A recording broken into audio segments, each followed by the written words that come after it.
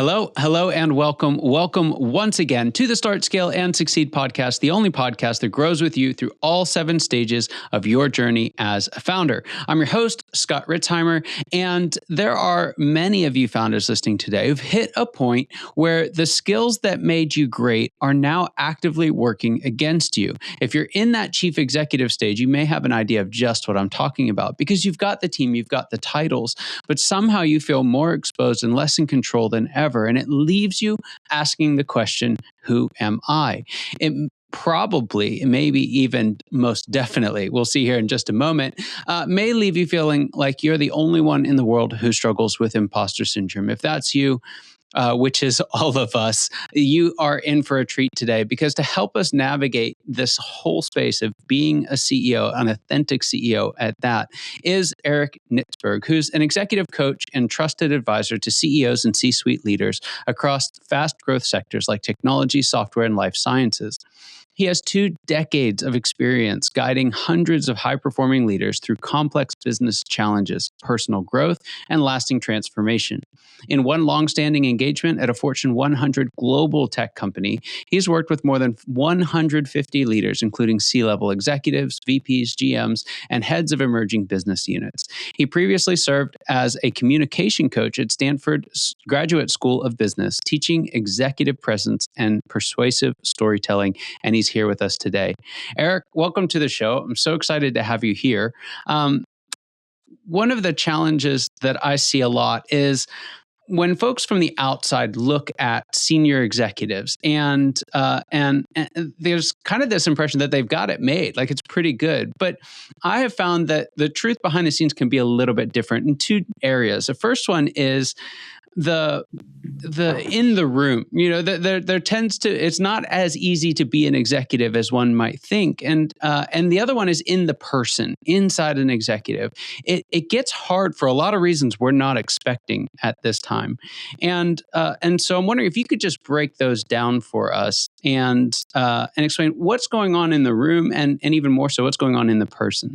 Yeah, thanks, Scott. It's a pleasure to be on the show. Let me start with what's going on in the people, because I think that's what's probably surprising to many of your listeners, that the sense of imposter syndrome, self-doubt, I'm not sure if I can do this, I'm not sure if I can succeed in this role, is not something that is limited to folks who are earlier in their journey. It actually becomes even more common, I would say, as people become more senior. So I've worked with leaders even who are leading really large teams, thousands of people, where that's the thing they want to work on. I seem to have lost my confidence, or I'm not sure who I am in this role. And so it is pretty ubiquitous and very common. And I think it's important for folks at every stage of the journey to normalize that and recognize that they really aren't alone. Mm-hmm. As far as what's happening in the room, I think that's a pretty broader question. And if you mean like what's happening with the executive teams or the leadership teams, that's pretty case by case. I'll say the intensity level is really high, the bigger the organization. I think there's a lot of complexity, especially in today's world, that these teams are trying to navigate. I think one of the challenges for folks who have not been executives is it's easy to think of that as an easy job. It's easy to think of it as, not doing the real work. And I think part of if we can tie these together, part of the imposter syndrome that I see is folks that are executives feeling like they aren't doing real work anymore because it looks so different. So what is it about the nature of the work that makes imposter syndrome really start to poke its head in such a significant way at this level? Well, I think there's a couple of issues there. On the question of they feel like they're not doing real work anymore. I think that is unique to a particular transition from a stage where you are hands-on doing more work yourself to a stage which I think you're calling the chief executive stage in your model, where there's really other people who are doing a lot of the work and even could be doing a lot of the leadership if your organization is big enough. And then the question arises, especially when you're new to that, well, what am I supposed to do? Like, what's left for me to do? And in fact, all the strategic thinking, the long-term planning, the managing of the team, the bringing on new talent. Like there's a whole different set of tasks. And that is now your real job. I remember once working with a leader who was new to management, and he said, "Gosh, I feel like I'm not doing real work anymore." And so we took a whiteboard and drew a line across it, and on the bottom we wrote down all the things he used to do, and then on the top we wrote down all the managerial tasks, hiring, meetings, managing, leading. And I said to him, look, everything on the top of that line, that's real work. Like that is your job now. And it just takes a while to grow into that. As far as the question about what really provokes more imposter syndrome at these more senior levels, I think imposter syndrome is a normal reaction to a higher degree of challenge. So if any of your listeners are experiencing self-doubt right now, I would ask them, when is the last time that you felt confident? And if you think about it, you probably are not that different of a person now than you were then. What's changed is your context. You're now trying to do something that's much harder or something that you've never done before. And it's that kind of face-to-face experience with challenge that brings up these imposter feelings. Yeah. And by the way, I would just add, imposter syndrome and self-doubt has been shown, there was some MIT studies last year, to actually increase performance. So it's not necessarily a bad thing. It's just uncomfortable. Wow, that's fascinating. I didn't know that.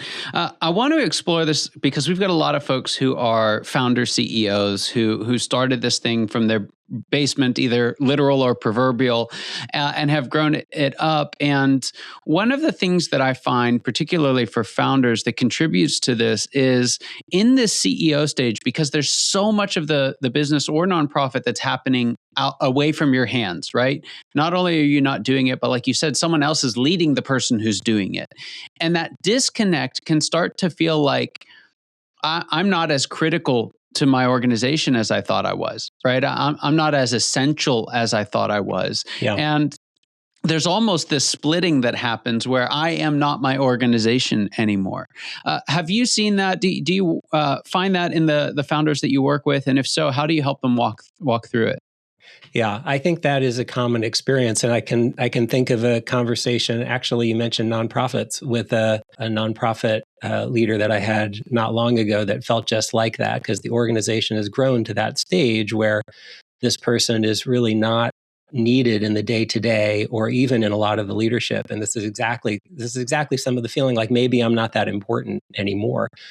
But what I would say to those people and the way that I would help them work through it is, you don't realize how critical your role has become. It's just that you're operating in a different sphere. So somebody has to be thinking about the long-term vision for the organization. Where are we actually going? Where do we want to be in 3 to 5 years or even 10 years? What is the mission? What is the culture that we need? Who are the people that we need on the leadership team that are really like the best possible people, the highest quality talent to lead each of these functions? These are all part of the remit of the CEO, and nobody else can do that. And so I think a good way to think about your role is, even if you're relatively new to it, what are the things now that only I can do and no one else can do those things? I know that's kind of a common framing, but I think it's really helpful. If you think about it, the people that are under you, if you're leading your organization, probably none of them has the perspective that you have. And they could grow into your role, but they couldn't do your role right now. That's so good. One of the things that I noticed as I was getting ready for this episode, something that I think is true of the folks that you work with and of our audience in general, is that being an authentic leader, like showing up as the whole version of themselves, is something that's really important for folks that are listening today. One of the things, and I don't remember where I read it, and forgive me if I'm butchering it, but one of the things that caught my eye as I was getting ready for the episode is this idea of being both fully authentic and being fully strategic. And so I'm wondering, what does that look like for someone who's not trying to become a politician, but just wants to lead well? Yeah. This is one of my more favorite topics because it is kind of a nuanced one. I think being fully authentic means that you're not putting on a mask, you're not putting on a show. Your personality, as it shows up with people that you're close to and that you know you well, is similar to the personality that shows up at work. But when I say also fully strategic, I think that really sophisticated, high-level communicators are aware that in any situation, they need to be mindful of who their audience is that they're communicating with and what's the purpose of this individual communication that they're having. And to really think through, okay, given that, what is the messaging or what is the approach that's going to help me achieve my goals here? So you can do that while retaining who you are. You can do that while retaining your personality. I think at a lower, less sophisticated level, somebody could come off as plastic or fake because they're just trying to get what they want, and they're faking something, or people will see through that and they won't respond well to that.